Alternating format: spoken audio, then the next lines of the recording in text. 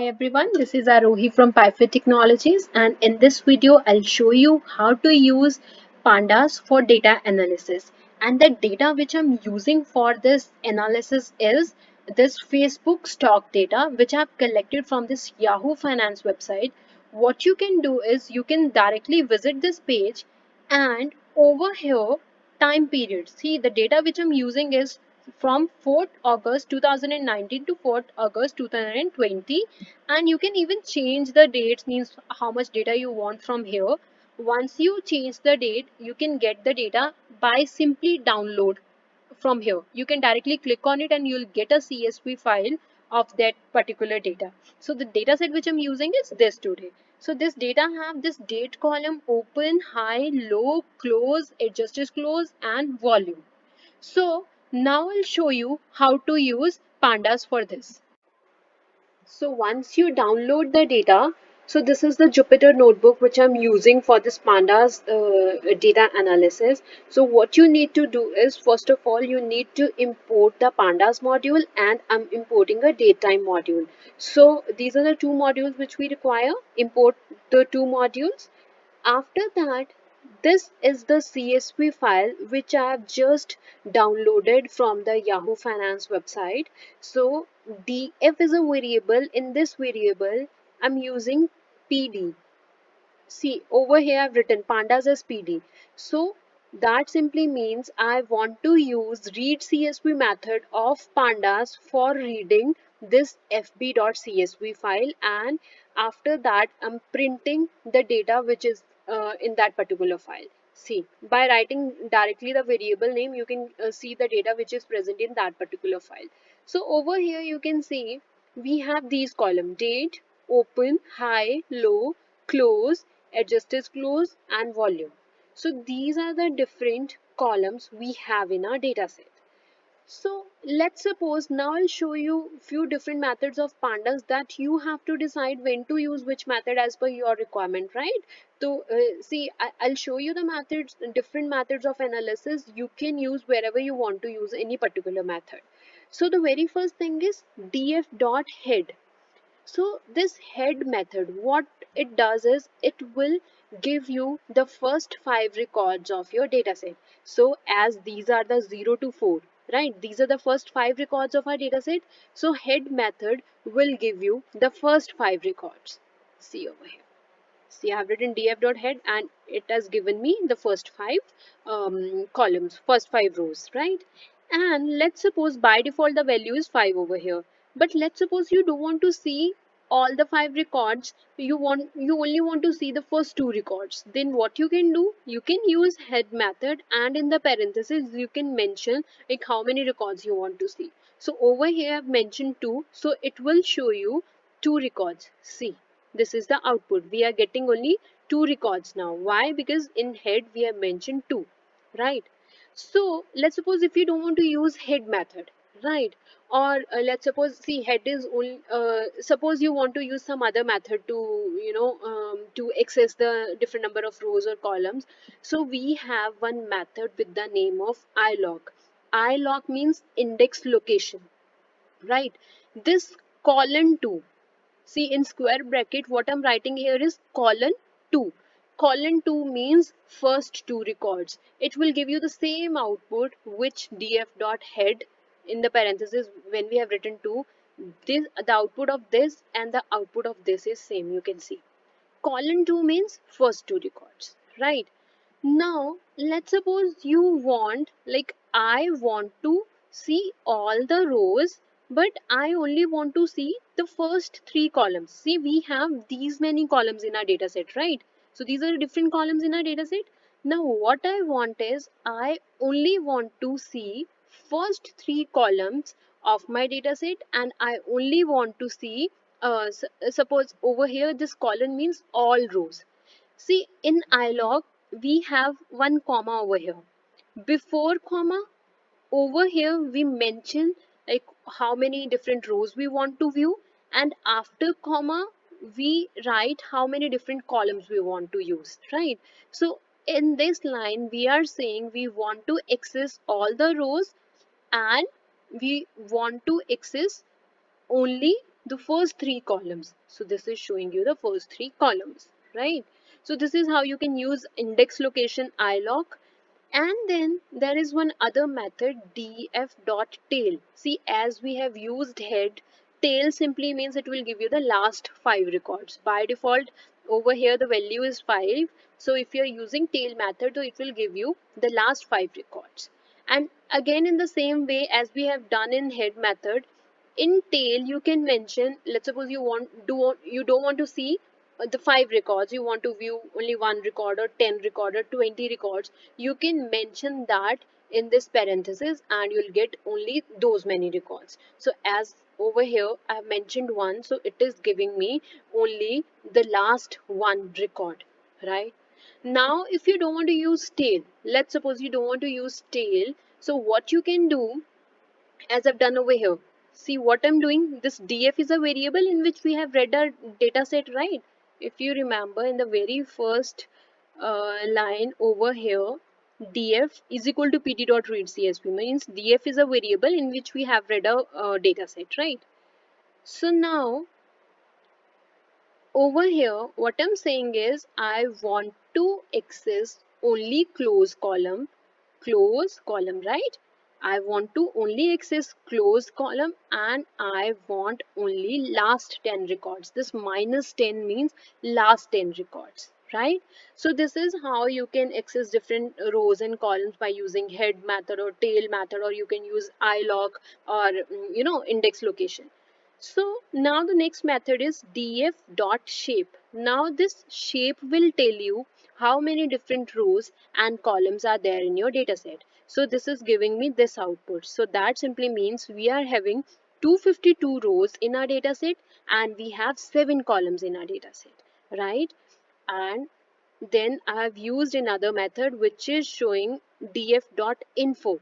So info means information. It will tell you the information related to your data set. So when you'll print it, you'll get this output.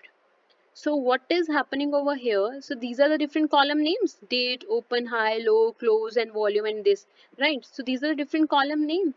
And in front of that, non-null means how many non-null values were there. So 252, 252 in every column. That means there is no missing record in this data set. And over here, it is telling us the data type.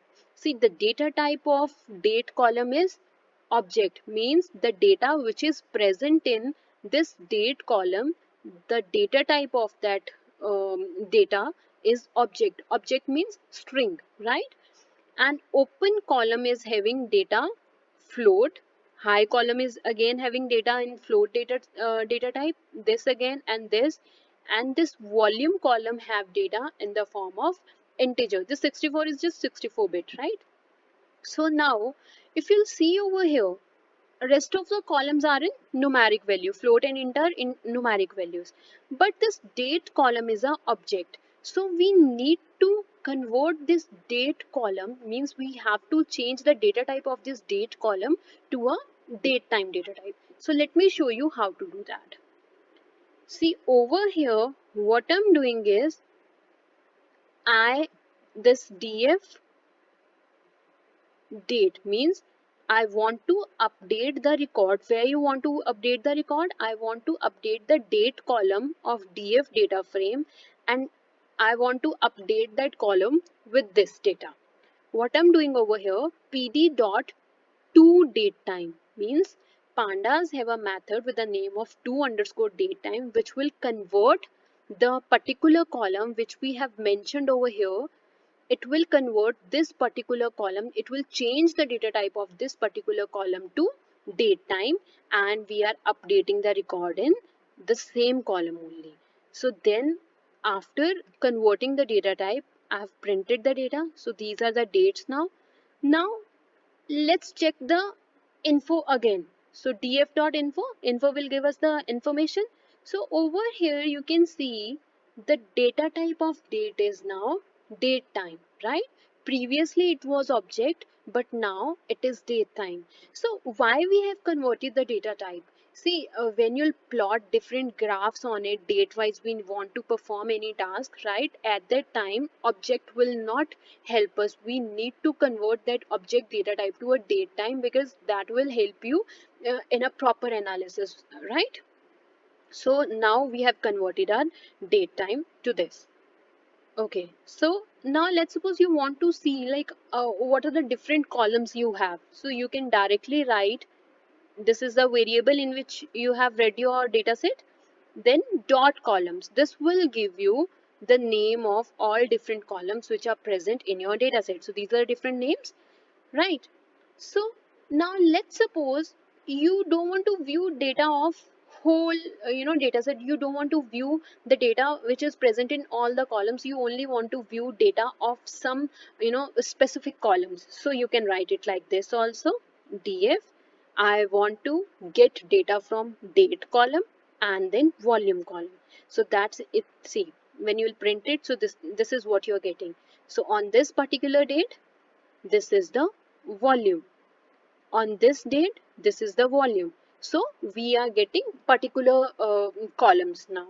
In the same way, you can get the same thing. Let's suppose you want to get the record of only first 5 rows, right? And you only want to view only one column. Which column? The column with the name of high. So this is giving us first 5 records which belongs to this high column.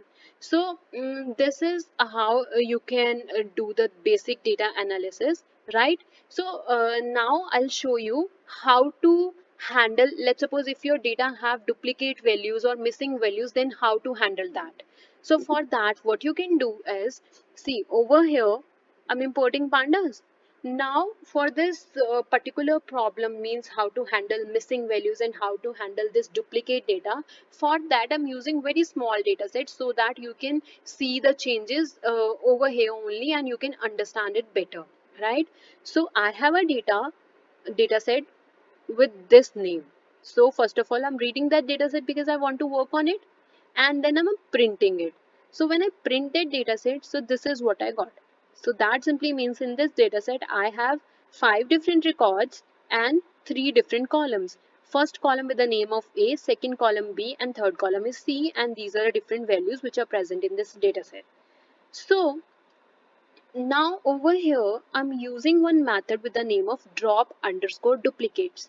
See, this drop underscore duplicates is a pandas method, inbuilt method. You can directly call this method by writing like this. Df is a variable in which you have your dataset, dot drop duplicates. So what will happen is this drop duplicate method will check your dataset and it will see whole row for duplicacy. Means it will see if this foo, 0 and a. If this similar record, means the data of every column, if the whole row is similar to any other row, then it will remove that particular row. So let's see, in our case, if you'll see the very first row, and if you'll see the last row, foo 0a, and the first row is also foo 0a. These two rows are exactly same. So if you want to delete such data, then you can directly use drop duplicates, and then if you'll print it, so you'll get this result. So over here you can see the fourth record is deleted now. Why? Because that fourth row is exactly same as the very first row. So drop duplicate will remove the rows, it will check the whole row for duplicacy, and on the basis of that it will delete the duplicacy, right? So now let's suppose you don't want to check duplicacy on the basis of whole row, right? So let's suppose you have 3 columns, but you want to see if there is, you want to delete only those records where data of 2 columns matches, right? So you can perform it like this: drop duplicates. Over here, we are giving a subset. Subset means, see, this is the column name and B is again a column name. Means we want to perform drop duplicates and we want to delete all those records which are similar in A and B. Means we are not considering C. On the basis of A and B only, we'll delete the records, right? So in A and B. So over here you'll see foo and 1, and in next record also foo and 1, this record.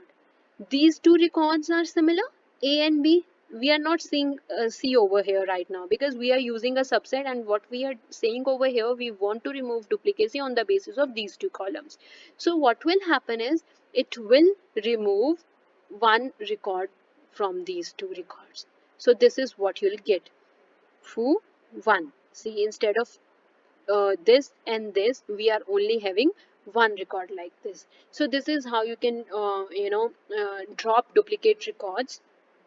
And then now I'm showing you an example how to handle missing values. See, missing value simply means suppose you have a data set, and in data set there are few columns which don't have any value. Those are blank columns. You can see this data set. See, again, this is a very small data set just to make you understand. So I have read the file first of all. So this is what we have in this data set. So over here you'll see this Aman, CSC and Python. This is the record of my data set. But this data frame is, taking it as a heading, right? So first of all, we have to resolve this.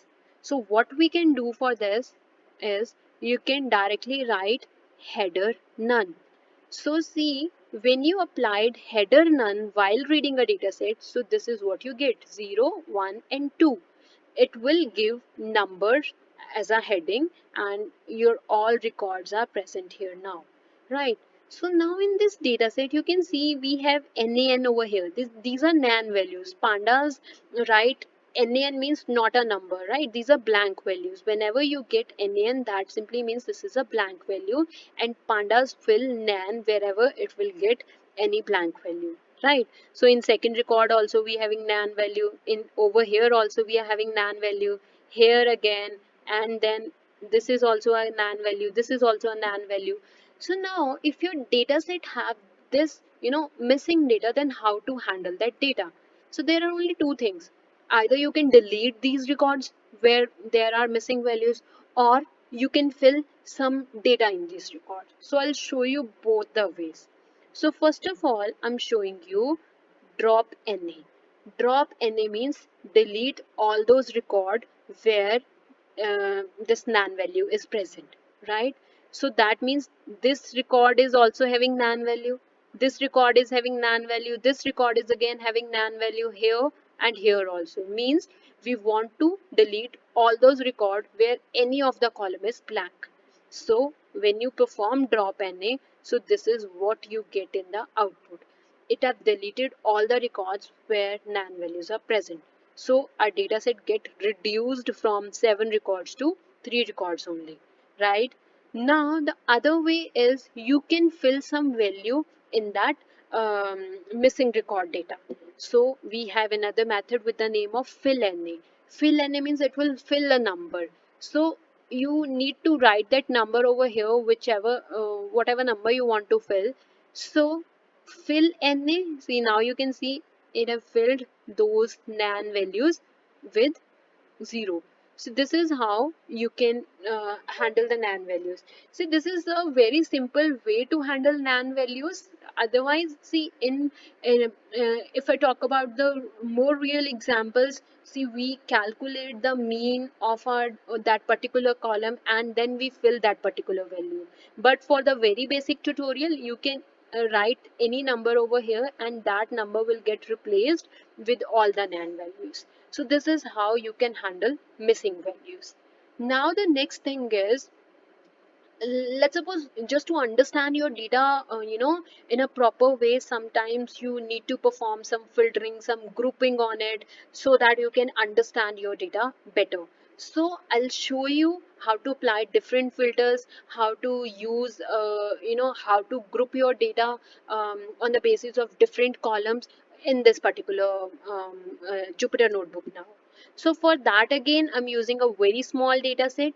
So I'm reading a data set first of all, and this is the data which is present in that particular data set. So what data we are having is we are having 3 column: name, year and salary, right?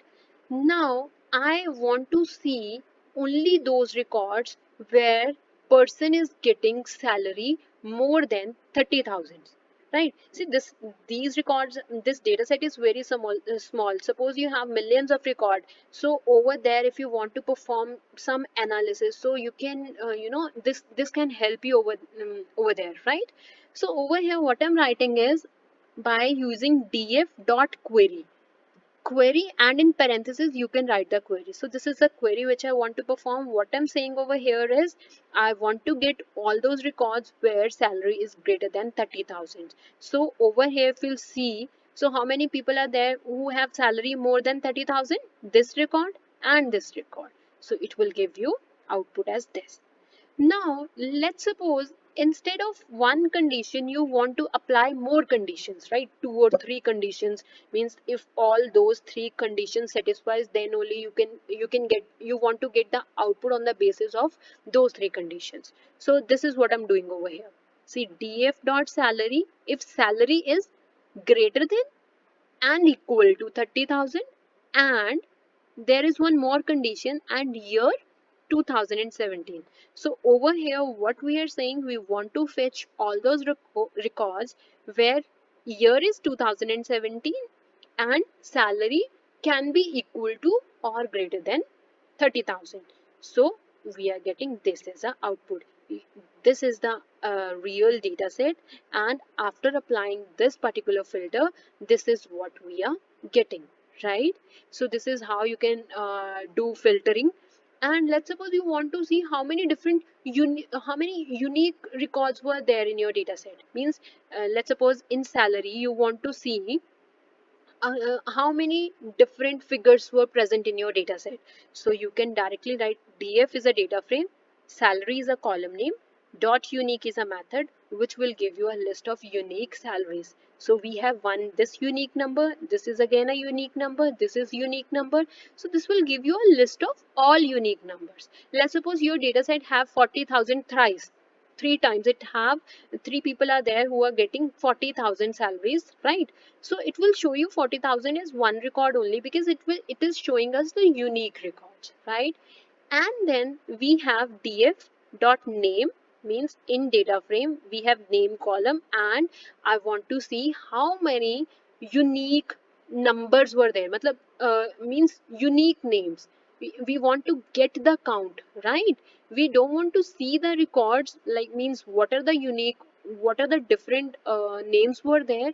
We only want to know how many unique names were present in our data set. So it gave us 5 because in our data set if you'll see we have these names, right? So Aman is written twice. You can see over here Aman and Aman, right? So in total we have 6 records. From 0 to 5 we have 6 records. But when we have implemented, when we have checked this n unique, so it is giving us output as 5. Why? Because number of unique names were 5 only, right? So this is how you can check unique, and you can use n unique method also. And over here again I'm showing you one example, means how to group your data, right? See, in this tutorial I'm showing you different methods, different kind of things which you can perform using pandas, right? That you need to decide while working on any problem, like as per your requirement, like when to use which particular method, right? So over here I'm using this data set. I'm reading data set first of all, and the data set is name, age, employment status, means the person is employed or unemployed, and the state. PB means Punjab, HP means Himachal Pradesh, and HR means Haryana. So these are the different 5-6 records belongs to these 3 different states, and these are the employment status. These are different age and the name. So now over here you'll see df1 is a variable in which we have read our data set. Dot group by means we want to group the data. We want to group the data on the basis of state and name, right? On the basis of state we want to group name, and then we want to count how many names were present in every state on the basis of, for that we are using group by, right? This count will give you the count, total number of people. So So this is the output you'll get. Name. One name is present for Himachal Pradesh, two names were present for Haryana, and three names were present for Punjab. You can check over here. For Punjab, we have three records. This Anush, Ankish, and Alisha, these three records belongs to Punjab. So state-wise means we are grouping the names on the basis of state, and then we are counting how means we are checking the count. So this is what it has given you. Same thing. Let's suppose you don't want to use this group by method. Then you can use this value count method also. This value counts method. See what I'm doing over here. On state column of data frame 1, I'm using value count, and this is giving me this output. So what it is showing us is how many different records belong to every different state. Means it is telling us Punjab is repeating thrice, Haryana is repeating twice, and HP is 1. So this is how you can use this value count method. Now, the next thing is joins. See, joins are very, very important. Sometimes you have data set which is present in different files. Suppose you have 3 files or 4 files. Your data is present in 3 or 4 different files, and you want to combine that data together, and then you want to, perform analysis on it. So in this right now, I'll show you how to perform that joining, how to join your data set, right? So by using pandas, we can join data by two different methods. First is merge and second is concatenate. Oh, there is a spelling mistake. This is concatenate, right? So we can join our data set by using merge method and by using concatenate method. Let me show you the difference between these two. First of all, I'll be showing you how to use this merge method. See, merge are simply like joins. You see, in normal programming languages, we have studied left join, right join, inner join, and outer join. This is what you can perform with the help of this merge, right? So suppose these are the two different data set. Assume this is a.csv file, and these are the 4 records, ID column and left side. So these are the two different column present in first file, and we have another file with the name of b.csv, let's say, and that file have this record 3456. Means in our first file we have one ID 1234, and in a second file we have records 3, 4 and 5, 6, right? And how to use this merge method? pd.merge, pandas.merge. So see, the very first table will be considered as left table, and this table will be considered as right table, right? So we have mentioned left is equal to left data frame. Suppose this is the data which is present in this CSV file. We have read the data in left data frame, and the data which is present in this right table, we have read the data in right data frame. So whenever you want to perform merge, see, this is very important. On equals to means on the basis of which particular column you want to merge these two separate files. So we have ID column in this first CSV file also, and we have ID column in second CSV file also. See, always remember, whenever you want to perform merge, there should be one common column in both CSV files. So over here we have ID column as common column, right? So we can merge on the basis of this ID column on ID. And how equals to left. This how equals to left is again important. How means what kind of join you want to perform. Means you want to perform left join, right join, inner join or outer join. So over here we are writing we want to perform left join. Left join simply means we want to get whole data from left table. Means 1, 2, 3, 4. We want to get all the records from left table, and from right table we only want to have the records which are similar to left table. Means in right table we have ID number 3 and 4, right? And in left table also we have ID number 3 and 4. So ID number 3 and 4 is present in left table also and in right table also. So we want to get all the records from left table, and these are the two matching records from right table. So we want to get the data of that also. And this ID number 1 and ID number 2 is not present in right table. So data will be filled as nan.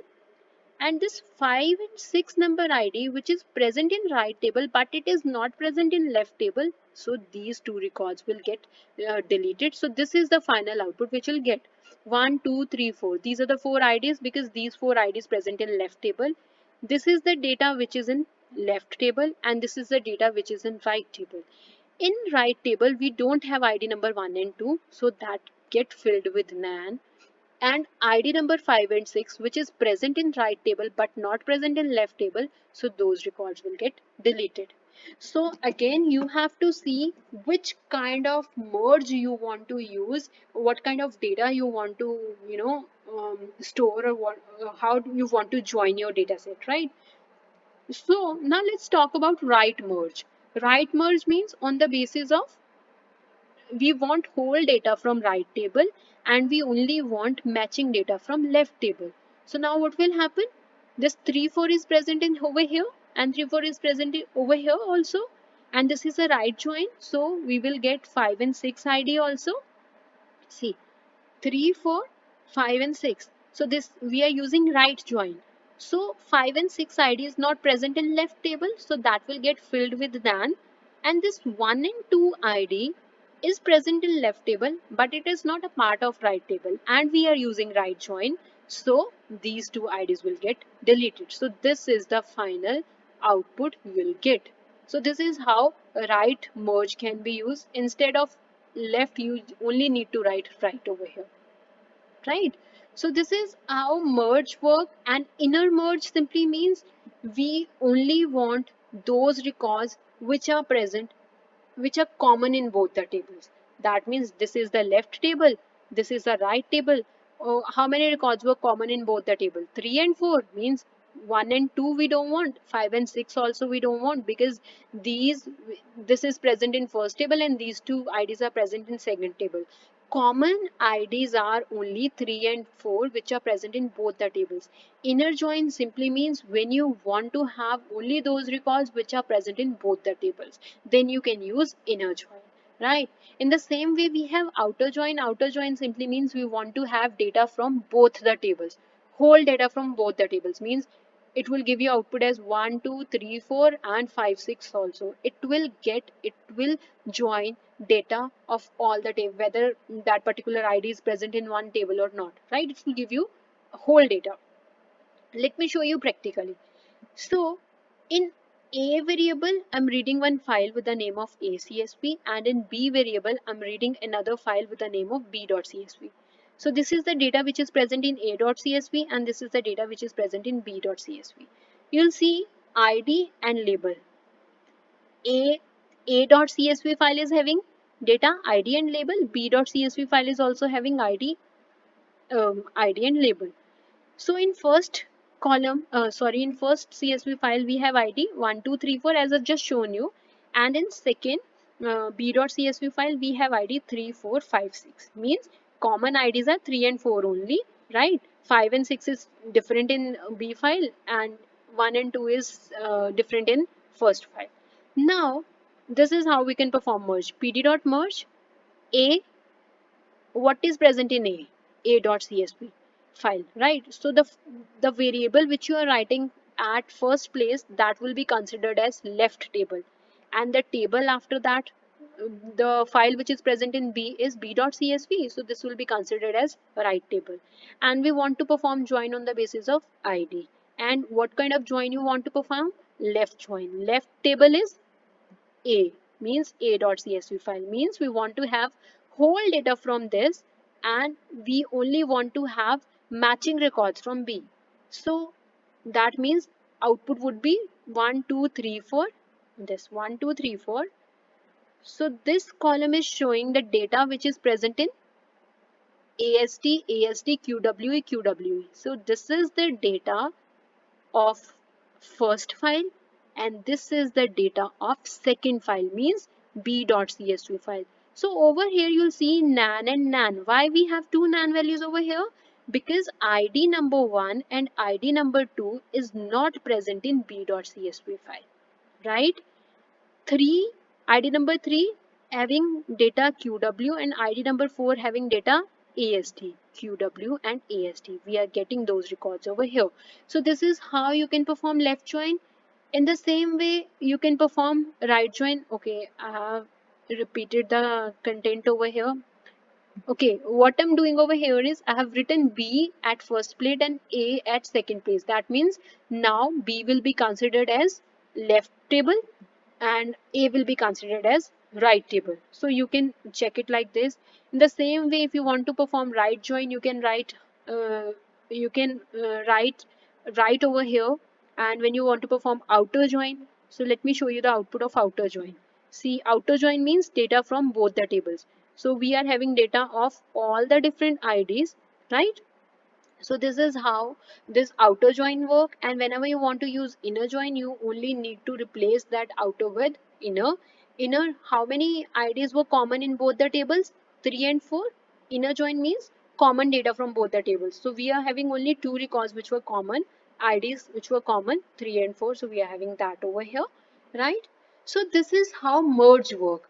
But I have shown you like we have two different methods to join. One is merge and one is concatenate. Under merge, we have used inner join, outer join, left join, and right join. Now let me show you how to use this concatenate method. So how we are using this concatenate is, first of all, see I have four different files: a.csv, b, c, and d.csv file, right? So okay, what before going to that, concatenate, there are few things to tell you more. See, now you have four files and you want to merge all the four files. Then how you can do that? See, pd.merge first of all, and then again I'm using pd.merge, and then again I'm using pd.merge. So what I'm basically doing is, first of all, I'm merging this. I'm merging A and B, a.csv and b.csv on the basis of ID, and after that I'm merging pd.merge. The data which we get after merging these two files, we are merging that data with C file, c.csv, and then after merging this, the data which we get after merging this, we are merging that data with D. So this is how you can merge multiple files at same place, right? And now let me show you how to use concatenate. So see, pd.concat. The same way, when you want to use merge, what we are writing over here, pd.merge. But now we are using concatenate. We want to join the files by using this concatenate. And A is a variable which is storing a.csv file, and D is a variable which is storing b.csv file. And we are using concat. When you print it, you'll get this output. So what is happening? 1, 2, 3, 4. This is the data of first file. And 3, 4, 5, 6 is the data which is present in b.csv file, right? What this concatenate does, it will join the data frames by rows. Means, first of all, you will get the data of one data frame, one file, and below that you will get the data of another file, right? So this is the data of first file and this is the data of second file. So it has joined both data sets row wise. Then we have one other method. See what we are using over here, pd.concat. We want to concat A and B. X is equal to 1. 1 means we want to concatenate the records column wise. That means you see this is the data of first data set, and in front of that we have a data of second data set. It has joined the record column wise. So it is just joining your two data set, that you have to decide whether you want to join it row wise. If you want to join row wise, then you can directly simply use concat method. By default, it concat method will join your records row wise, and if you want to join it column wise, right, then you can use x is 1 and it will join your records as column wise. So this is what you can perform with pandas. So if you like the video, please subscribe to my channel. Thank you.